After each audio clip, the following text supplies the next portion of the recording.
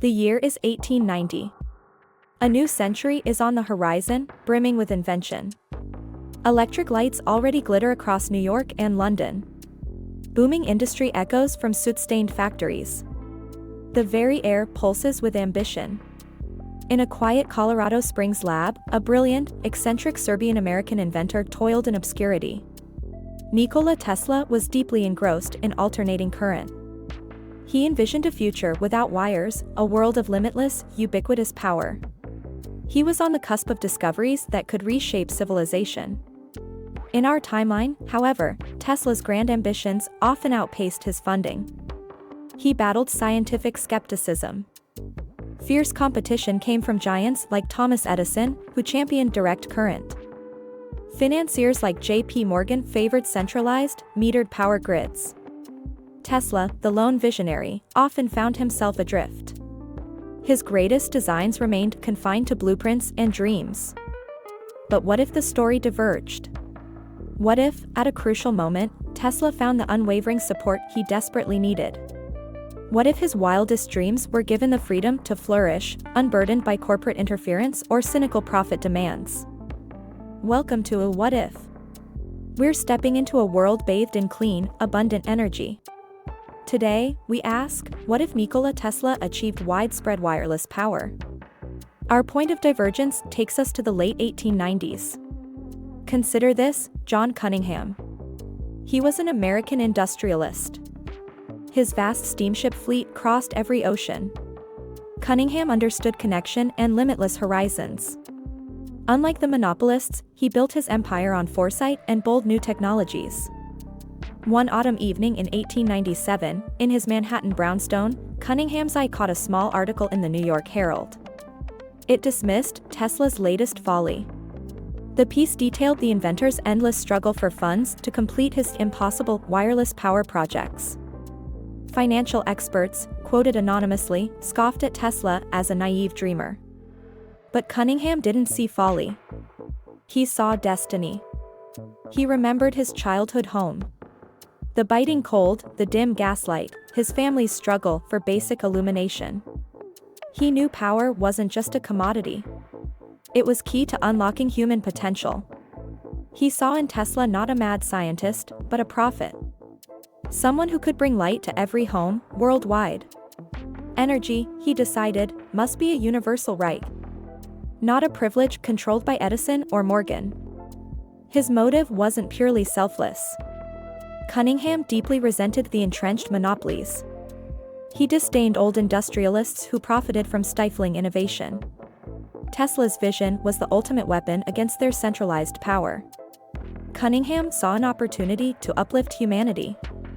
He could reshape the global economy.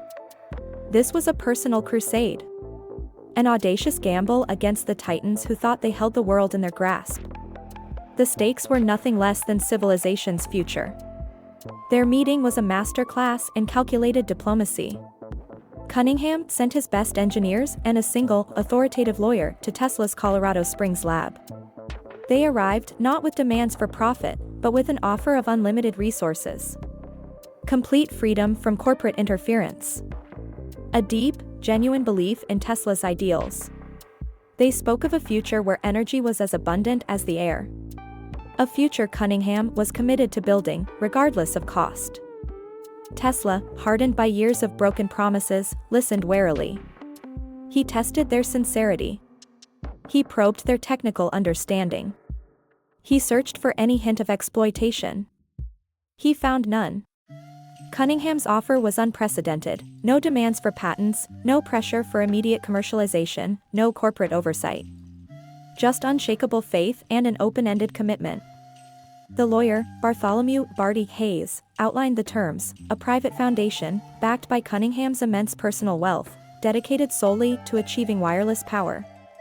It would shield Tesla from all financial and legal burdens. This freed him to pursue his research without constraint. The risk for Cunningham was monumental. Wall Street scoffed. His own board members threatened mutiny. Investing in a crackpot inventor, whose ideas defied established electrical engineering, was deemed reckless. A threat to his reputation and fortune. Cunningham's folly became the whisper in elite New York clubs. Edison, it said, merely chuckled. He dismissed it as more proof of Tesla's madness, now infecting even the sane. But Cunningham, who built his empire on defying convention, simply smiled. He knew the true gamble lay not in supporting Tesla, but in failing to grasp the potential of a world fundamentally changed. This was more than an investment. It was a calculated subversion. A personal war waged with ingenuity. With Cunningham's boundless backing, Shoreham, Long Island, quickly became a bustling construction hub. The skeletal framework of Wardenclyffe Tower, once a monument to Tesla's unrealized dreams, began its rapid ascent. Freed from piecemeal funding, Tesla worked with unmatched fervor. His eyes lit with scientific ecstasy and profound vindication. He battled sleepless nights, driven by complex calculations and bursts of intuitive genius. He had the finest engineers, the best materials, and a dedicated workforce. Cunningham's unflappable chief of operations, Eliza Sterling, a pragmatic former naval engineer, ensured the project stayed on schedule. This was despite Tesla's occasional, brilliant tangents into auxiliary projects. The tower grew, day by day. It became a colossal structure of wood and copper, crowned by a massive, enigmatic dome. It was a spectacle. Curious onlookers came from afar. They whispered about Tesla's magnifying transmitter, a gateway to unseen power. Tesla himself was a constant presence. He often wore his signature dark suit. He oversaw every rivet, every connection. His gaunt face was alight with fierce concentration. He would spend hours alone in his laboratory, refining intricate coils, perfecting resonant frequencies, driven by an inner fire that burned brighter than any arc lamp. He lived and breathed the tower. He saw it not just as a machine, but as the pulsating heart of a new world. His relationship with Cunningham, while professional, deepened into mutual respect. Each recognized the other's unwavering commitment to a shared, audacious vision. Cunningham, for his part, learned to trust Tesla's often unconventional methods, seeing the genius behind the eccentricities. He shielded Tesla from prying eyes and political pressures, granting the inventor a level of creative freedom no one else could have afforded him. One cool spring morning in 1903, after years of relentless work and countless refinements, the day arrived. The air around Wardenclyffe crackled with anticipation. Cunningham stood beside Tesla. His usually impassive face showed a rare flicker of emotion. Representatives from a dozen scientific societies, skeptical journalists, and a handful of dignitaries gathered in a specially constructed viewing gallery. A silence fell over the crowd. Tesla, his eyes fixed on the massive copper sphere above, issued a command. A low hum began to emanate from the tower's base. It grew in intensity. A deep, resonant thrum vibrated through the ground. Blue tendrils of light, ethereal and mesmerizing, danced around the tower's structure. They climbed upwards, coalescing around the dome. A collective gasp rippled through the onlookers. With a final, surging roar, the blue light intensified, creating a shimmering, almost invisible aura around the colossal structure. There was no thunderclap. No explosion. Just that deep, pervasive hum and a subtle, imperceptible shift in the air itself. And then, the impossible happened. Miles away, in a specially prepared demonstration zone, rows of unwired light bulbs flickered to life. The field was bathed in a soft, ethereal glow. A small, untethered electric motor began to spin. Its hum a counterpoint to the distant thrum of the tower. A cheer, hesitant at first, then booming, erupted from the crowd. Tears welled in Cunningham's eyes. Tesla simply smiled. A rare, profound smile of quiet triumph. His gaze was already fixed on the horizon, on the unseen waves now spreading across the world. Wardenclyffe worked. Power, transmitted wirelessly through the Earth and its atmosphere, was now available to all. No power lines. No meters. No bills. Just ubiquitous, omnipresent energy. The world had irrevocably changed. The immediate impact was staggering. Electrification, already underway in affluent cities, accelerated dramatically. It reached the most remote villages and isolated farmsteads on distant continents decades earlier than in our timeline. Imagine a small Ukrainian village. Once, its only light after sunset came from a flickering oil lamp. Suddenly, in 1905, without a single wire, brilliant electric light flooded every home. Children, who once studied by candlelight, now read late into the night under steady illumination. Farmers, who once relied on animal force, now operated advanced, energy-intensive machinery. Automated plows tilled fields at night. Silent electric tractors harvested crops. Pumps drew water for advanced irrigation systems, turning arid lands fertile. Rural life itself was reborn. It bloomed with new opportunities, drastically halting the tide of migration to overcrowded cities. Countryside poverty began to recede, replaced by an agricultural prosperity unimaginable just years before. Village schools now had electric laboratories, connecting them to a broader world of knowledge. In industry, production costs plummeted. Energy, once a significant operational expense, was now virtually free. Factories could appear anywhere, untethered by wired infrastructure. This profoundly decentralized industry. No longer did manufacturing giants cluster near coal mines or hydroelectric dams. They emerged in previously undeveloped regions, transforming landscapes overnight. Picture vast automated textile mills in the American Midwest, their looms whirring with an unseen force.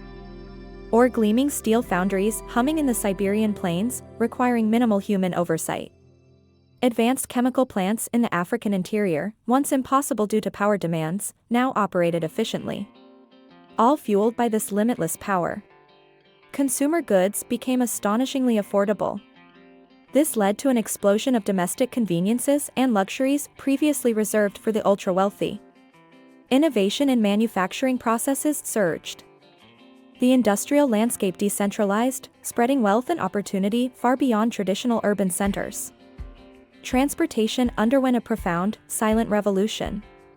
The noisy, polluting gasoline engine, still in its infancy, was largely superseded by the quiet, efficient electric motor. By 1910, electric automobiles became ubiquitous globally.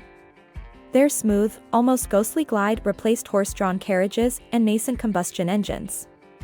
Cities grew quieter, cleaner, more pleasant.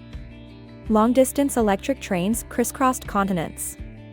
Their journey was powered by receivers drawing from the ambient energy field, eliminating expensive overhead lines or electrified third rails. Travel times plummeted, connecting distant regions and fostering new trade routes. Most spectacularly, air travel advanced at an astonishing pace. Without fuel weight limits or engine noise, silent, efficient electric aircraft soared decades earlier than in our timeline. Initially, they resembled streamlined dirigibles. Then they rapidly progressed to winged designs. These were not just for military reconnaissance or novelty. They became practical modes of transport, shrinking the world and fostering global connection. The distinct hum of an electric propeller, not the roar of a combustion engine, became the sound of the future. By the 1920s, transatlantic electric flights became commonplace, revolutionizing international commerce and diplomacy. Homes, too, hummed with a new kind of life. The drudgery of household chores gradually eased. An array of automated, energy-intensive appliances appeared. These were far beyond what even mid-20th century homes in our timeline possessed. Self-cleaning ovens. Automated laundry systems. Climate-controlled environments that maintained perfect temperatures year-round. Even early robotic vacuum cleaners became commonplace. Communication was revolutionized. Early wireless telephones and broadcast systems, effortlessly powered, became widespread. They connected communities and bridged vast distances. Families could instantly connect with relatives across continents. Global news spread with unprecedented speed. Humanity truly lived in an age of effortless abundance. A perpetual energy carnival where convenience and technological marvels were the norm. Education transformed. Access to information and automated learning tools was available even in the most remote corners of the globe. New art forms emerged. Enabled by glowing light installations and kinetic sculptures powered by ambient energy, public spaces turned into dynamic, living galleries. However, this isn't a utopian paradise without its challenges. The geopolitical implications were immense. They shook global power to its core. Nations with this technology gained an incredible, almost insurmountable advantage. Others scrambled for access or faced immense pressure. The traditional concept of energy control, built on oil fields and coal reserves, shattered overnight.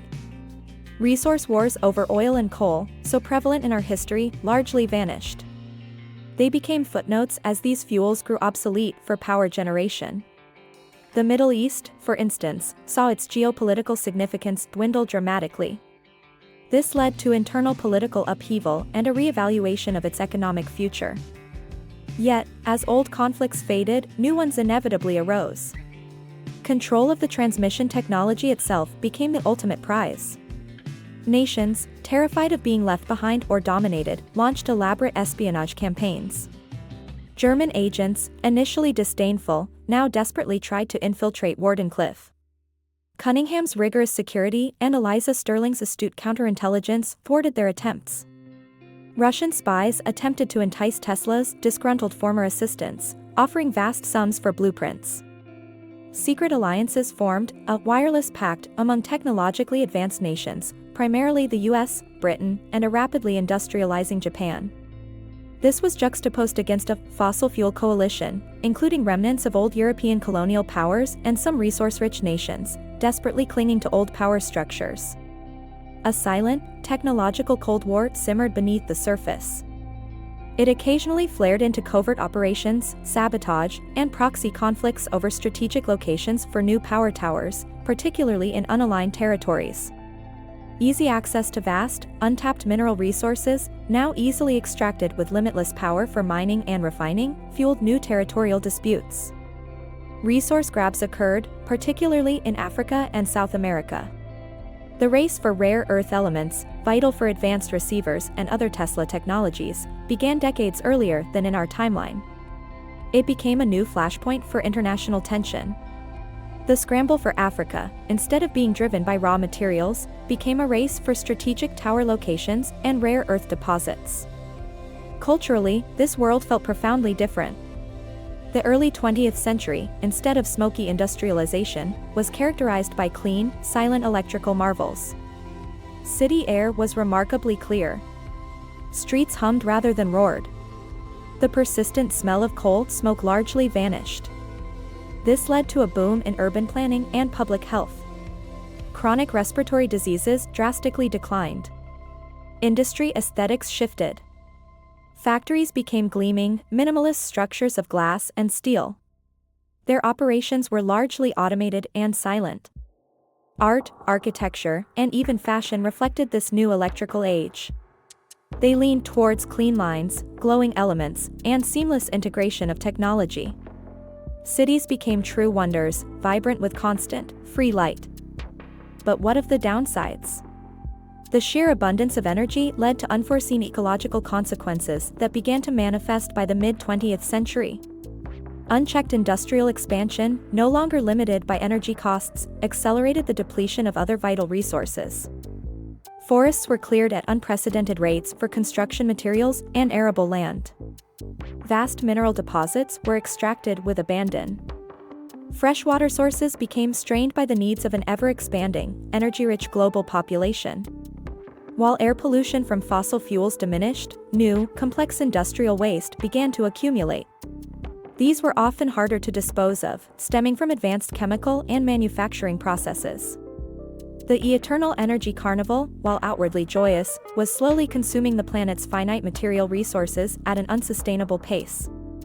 This shifted the environmental burden from atmospheric pollution to resource exhaustion and toxic waste. The concept of conservation became a pressing global concern far earlier than in our timeline. Perhaps most unsettling were the unintended human impacts and health consequences.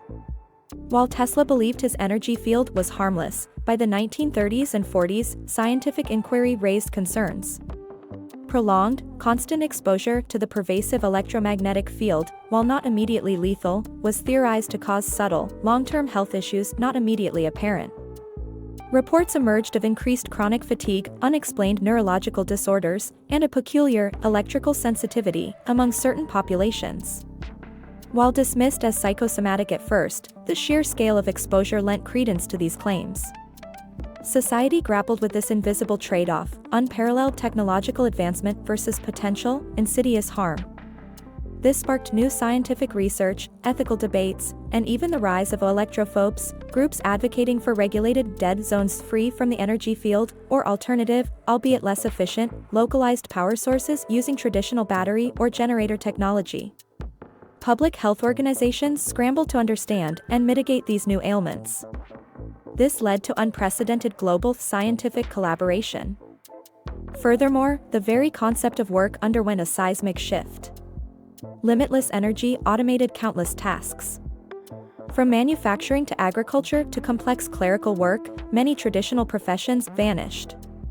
This created widespread technological unemployment. The rise of sophisticated automata, advanced robotic systems powered by ubiquitous energy, began to replace human labor in factories and even some service industries. While new, high-tech jobs emerged in advanced robotics, quantum computing, accelerated by this energy, automated system design and maintenance, and advanced research, they often required specialized skills. This left a vast segment of the population without traditional livelihoods. This led to a massive labor redistribution and profound social upheaval. Governments experimented with universal basic incomes, leisure-based economies, vast public works projects to occupy the newly available workforce. This societal dislocation challenged the very notions of purpose and productivity. It led to new philosophical movements that questioned the meaning of human existence in an age of effortless abundance. In some cases, it fueled widespread idleness and new forms of class struggle between the creators and the consumers of this effortlessly abundant world. The lines between labor and leisure blurred, creating a society both vastly more advanced and profoundly unsure of its own direction.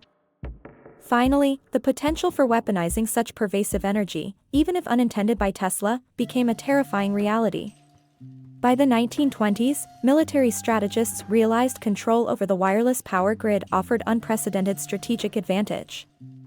Imagine the power a government could wield if they could simply turn off an entire region, plunging cities into darkness, halting industries, paralyzing transportation with a single command. This capability, dubbed power denial, became the ultimate tool of coercion and warfare.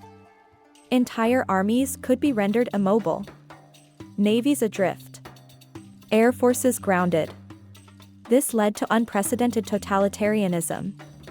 Dissent could be instantly quelled by power deprivation. The British Empire, initially hesitant to embrace Tesla's system due to its impact on coal exports, quickly developed its own Tesla-derived power towers. This created a new form of imperial control.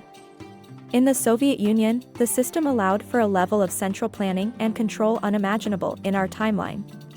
It effectively turned entire regions on and off at the command of the party. Stories of resistance movements emerged. Hackers tried to bypass the global network by developing shielded personal devices or localized energy generators. Rogue regions attempted to assert energy independence through a microgridding and complex frequency jamming. These became the new sagas of heroism and defiance. The threat of a global blackout, accidental or intentional, hung over humanity like a new sword of Damocles. An ever-present reminder of the immense power now wielded, and the vulnerability that came with it. By the mid-20th century, the world bore little resemblance to our own. The Great Depression of our timeline was averted. Ubiquitous energy fueled an economic boom. Manufacturing capacity skyrocketed. Consumer goods became universally accessible. However, this didn't eliminate all strife. Instead of economic downturns, society wrestled with profound questions of purpose and equity. With limitless energy, who owned the means of production? What was the true value of human labor? These questions fueled new political ideologies and social movements. Some were peaceful. others violently revolutionary. The Wireless Pact evolved into a de facto global energy consortium. It was largely controlled by the US and its allies. They managed the network of thousands of Tesla towers now dotting the planet. But this control wasn't unchallenged. Rogue nations, or those denied access for geopolitical reasons, invested heavily in their own, less efficient, and often more dangerous localized energy solutions. This created technological disparities that fueled international tensions. The Soviet Union, for example, pioneered vast, shielded energy bunkers. Industries could operate independently there. A testament to their paranoid self-sufficiency. This led to a peculiar arms race. Not of missiles, but of energy resilience and disruption. Underground cities, powered by redundant localized systems, became the ultimate symbol of national security for some. Wars, when they happened, were different. Instead of battles over oil fields, they were campaigns of frequency warfare. Attempts to jam enemy power signals. Or subtly alter their frequencies to cause systemic failures. This could cripple cities, disrupt communications, or induce mass panic. Military aircraft often carried energy disruption devices, capable of temporarily deactivating enemy equipment or infrastructure in a localized zone. This led to silent, devastating strikes. The concept of a total war now included the possibility of total energy deprivation. An insidious form of siege that could cripple a nation without firing a shot. It starved its industries and left its populace in darkness. Yet, the sheer interdependence of the global energy network also acted as a powerful deterrent. A full-scale energy war risked plunging the entire planet into darkness. A mutually assured destruction of the highest order. Nikola Tesla, by the 1940s, was a revered, almost mythical figure. He lived in comfortable solitude within the sprawling Wardenclyffe complex. Surrounded by his instruments and the silent hum of his greatest achievement, he continued to invent, pushing the boundaries of wireless communication, even exploring anti-gravity concepts. He was convinced that humanity's ultimate destiny lay among the stars. But he also watched the world with growing unease. The ecological toll, the social dislocations, the weaponization of his dream. They weighed heavily on him. He often spoke of a moral imperative. Humanity, he believed, must cultivate it alongside its technological prowess. He feared that boundless power without wisdom would lead to a new kind of darkness. He would frequently correspond with Cunningham, a man who had become his closest confidant and the practical architect of his vision's global spread. Cunningham, too, faced his own moral dilemmas. He had created a world of abundance, but also one of unprecedented control. He navigated the complex political landscape, often acting as a mediator in global energy disputes. A pragmatic idealist trying to ensure his vision of universal access didn't morph into global tyranny. He was a silent statesman, wielding influence through infrastructure, not armies. The health crisis, initially dismissed, became a major scientific and public health challenge. Research into the long-term effects of constant electromagnetic exposure became paramount. This created a new branch of medicine. Some scientists proposed rest periods away from the energy field. This led to shielded communities and even electrically dark national parks, places where people could retreat from the pervasive waves. The debate raged. Some saw health issues as a minor inconvenience, outweighed by the benefits. Others saw them as a fundamental threat to human well-being. Pharmaceutical companies, ironically, thrived on developing treatments for electrosensitivity and related ailments. A stark reminder that even utopia creates new problems. Public perception of Tesla shifted slightly. No longer just a benevolent genius, but a force who had unleashed both good and unforeseen challenges. Socially, the world grappled with the nature of work. Most manual labor was automated. Human creativity and innovation became the most valuable commodities. Education systems shifted dramatically. They focused on critical thinking, problem-solving, arts, and advanced scientific research. Leisure activities boomed. Vast virtual reality networks, powered by ubiquitous energy, offered escapism and immersive entertainment. Entire simulated worlds where citizens could spend their free time. Yet, a segment of society struggled with a profound lack of purpose. This led to rising rates of mental health issues. Social unrest. Even new counterculture movements among those who felt obsolete or disconnected from meaningful contribution. The eternal energy carnival was a double-edged sword, a liberation from toil, but also a challenge to the very definition of human value. A catalyst for new forms of societal alienation. As the 21st century approached, this alternate timeline continued to diverge dramatically from our own. Humanity had achieved a level of material comfort and technological sophistication unimaginable to our 19th century selves. Cities were silent, clean, bathed in perpetual light. Powered by the unseen waves of Wardenclyffe and its global network of sister towers. Space travel, fueled by efficient electric propulsion, began earlier. Humanity established permanent lunar bases. They looked towards Mars. Their ambitions unconstrained by energy limitations. The very concept of poverty, defined by lack of access to basic necessities, was largely eradicated in nations connected to the grid.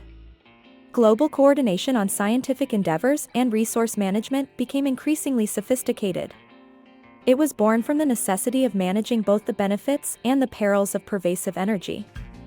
But the abundance came at a cost. The planet's material resources, though extracted with ease, were finite. Mining operations scarred landscapes on an unprecedented scale. They consumed vast tracts of land. Fresh water, once thought limitless, became a precious commodity in many regions. Strained by massive industrial agriculture and dense urban populations. The subtle health effects of pervasive energy, while managed, remained a persistent undercurrent of unease.